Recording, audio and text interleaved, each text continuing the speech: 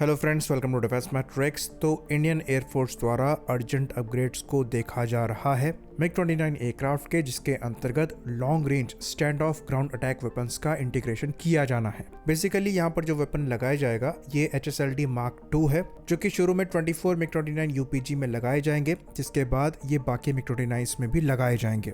तो ये HSLD Mark II पहले से ही जैगुआर्स और Su-30 MKI से इंटीग्रेटेड है और अब इनको MiG-29 से भी इंटीग्रेट करने की बात कही जा रही है।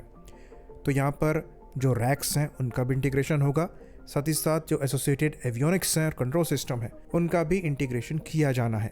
तो ये वेपन 180 किलोमीटर की रेंज में टारगेट को स्ट्राइक करने में सक्षम है। तो ये चीज़ हम आपको बता दें कि ये कोई ब्रांड न्यू वेपन नहीं है, इन्हें रैम्पेज भी कहा जाता है और ये इंडियन नेवी के MiG-29K के साथ भी इंटीग्रेटेड है। इंडियन एयरफोर्स इन्हें HSLD Mark II कहती है। यहाँ पर मैक्सिमम रेंज आपको 250 किलोमीटर तक की मिल सकती है, पर नॉर्मल स्ट्राइकिंग रेंज यहाँ पर 180 किलोमीटर की कही जाती है, जो कि एक प्रॉपर स्टैंड ऑफ रेंज है। तो बेसिकली ये एयर लॉन्च रॉकेट्स ही हैं, जो कि 2-वे data link, inertial navigation system और सैटेलाइट गाइडेंस को यूज़ करते हैं मिड कोर्स के लिए।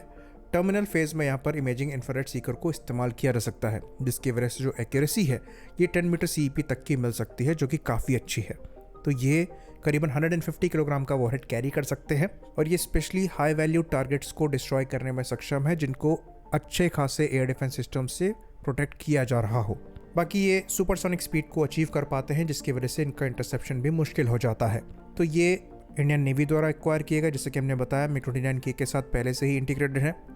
जैगुआर्स के साथ भी इनका इंटीग्रेशन हो चुका है और Su-30 MKI के साथ भी इनका इंटीग्रेशन किया जा चुका है। अब इंडियन एयरफोर्स चाहती है कि ये इंडियन एयरफोर्स के MiG-29 UPG के साथ भी इंटीग्रेट हों, जिसके लिए अर्जेंट रिक्वायरमेंट रखी गई है। तो यहाँ पर इंटीग्रेशन जो है ये थोड़ा क्रिटिकल प्रोसेस है। इसमें 2-वे डेटा लिंक को इंटीग्रेट करने के लिए वेपन रैक्स जो हैं वो इसके हिसाब से लगाए जाएंगे, सॉफ्टवेयर को अपग्रेड किया जाएगा, फिर लॉन्ग टेस्टिंग प्रोसेस चलेगा, तब जाकर प्रॉपर इंटीग्रेशन यहाँ पर हो पाएगा। तो MiG-29 जब इंडियन एयरफोर्स ने प्रिक्योर किए थे तो ये खाली एयर टू एयर रोल के लिए थे। UPG अपग्रेड के बाद यहाँ पर air to surface striking capability आई, जिसको अब फर्दर इम्प्रूव किया जा रहा है। ऑल्दो MiG-29 के पास लिमिटेड 6 हार्ड पॉइंट्स हैं वेपन्स कैरी करने के लिए, तो लिमिटेड वेपन्स ही कैरी किए जा सकते हैं, पर लद्दाख में इनकी इफेक्टिवनेस को देखते हुए जितनी भी कैपेबिलिटी है उसको पूरी तरीके से यूटिलाइज करने की कोशिश करी जा रही है और शायद इसी के अंतर्गत इन वेपन्स का इंटीग्रेशन यहाँ पर किया जा रहा है। इवन इन वेपन्स को एयर डिफेंस सिस्टम्स को डिस्ट्रॉय करने के लिए भी इस्तेमाल किया जा सकता है, साथ ही साथ एयरफील्ड्स को भी डिस्ट्रॉय करने के लिए इस्तेमाल किया जा सकता है। बाकी ये कोई मेजर अपग्रेड नहीं है, इन एयरक्राफ्ट का मेजर अपग्रेड भी होना है, जो कि 2025 के बाद से प्लान किया जा रहा है। मोस्ट लाइकली वहाँ पर सेंसर्स का अपग्रेडेशन होगा, जिसके अंतर्गत जो रडार है ये इंडिजिनस AES से रडार लगाया जाएगा। जो IRST सेंसर है इसको भी इंडिजिनस IRST सेंसर से रिप्लेस किया जाएगा। बाकी जो EW suite MiG-29 का है ये पहले से ही काफ़ी अच्छा है।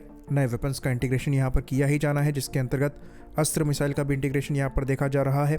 बाकी HSLD Mark II की बात तो हम कर ही रहे हैं। फिर एंटी रेडिएशन मिसाइल्स का भी इंटीग्रेशन है, जो कि आगे चलकर अंडरटेक किया जाना है। बाकी यहाँ पर एक और सवाल उठता है कि इंडियन एयरफोर्स द्वारा करीबन 21 के आसपास MiG-29 फाइटर्स को प्रिक्योर करने पर विचार किया जा रहा था, जो कि रशिया के पास थे, जो एक्चुअली इनिशियल बैच के ही एयरक्राफ्ट थे, पर उन्हें कभी असेंबल नहीं किया गया था, तो वो ऑलमोस्ट ब्रांड न्यू एयरफ्रेम था। तो उनके प्रिक्योरमेंट को लेकर अभी तक कोई अपडेट नहीं आया है। ऑल्दो एडिशनल Su-30 MKIs लिए जाने हैं, इसको लेकर तो डेफिनेटली अपडेट आ रहा है और प्रोसेस भी चल रहा है, पर MiG-29 को लेकर कोई यहाँ पर अपडेट नहीं है। द ट्रिब्यून द्वारा जो 2 दिन पहले रिपोर्ट पब्लिश करी गई है वहाँ पर ये कहा जा रहा है कि ये प्रिक्योरमेंट हो सकता है, इंडिया इसके प्रोसेस में है। वहीं पर कुछ जगह ऐसी रिपोर्ट आ रही है जहाँ ये कहा जा रहा है कि इंडियन एयरफोर्स इस चीज़ को छोड़ सकती है। पर्सनली हमें ऐसा लगता है कि जिस तरीके की इंडियन एयरफोर्स की फ़िलहाल हालत है, हमारी जो स्क्वाड्रन संख्या है वो जिस तरीके से नीचे जा रही है, उसके हिसाब से हमें सारे ऑप्शंस देखने चाहिए। जैसे कि हम सेकेंड हैंड मिराज 2000 के प्रिक्योरमेंट को देख रहे हैं, वैसे ही हमें एडिशनल MiG-29 के प्रिक्योरमेंट को भी आगे बढ़ाना चाहिए।